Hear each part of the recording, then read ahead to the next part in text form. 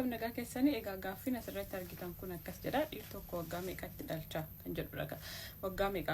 meeqatti dhalchuu danda'a kan jedhudha I think egaa ifirjettan namoota yaaddaniif share gochuu keessan dagatina comment jalatti gaaffii fi qabdan kaa'uu keessan dagatina akkuma beektan kun pharmacy keessan liban pharmacy LLC jedhama pharmacistidha share godha comment keessan kaa'achuu keessan akkasuma dagatina egaa dhiir tokko waggaa 12 aga 16 gidduutti spermii jalqaba arguu jalqaba garuu waggaa 14 fi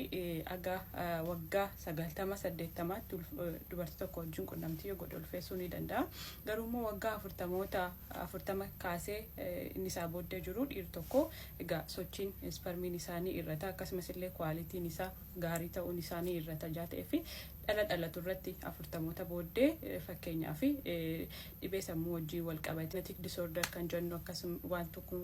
autismii wantoota inni jennu mudachuu danda'a akkasumas dhalatu sana irratti illee gara fuulduraatti dhala godhachuudhaaf illee dhibeen akkasiillee akkasa mudatu rakkina akkasiillee akkasa mudatu gochuu danda'a jechuudha darbee kanaaf iyyuu yeroo dargaggeessa jirtan ijoollee isin godhatan irra caalaa yoo rakkinoota kana hambisuudhaaf yeroo dargaggeessa jirtan ijoollee godhatan irra caalaa gaarii ta'a jechuudha galatoomna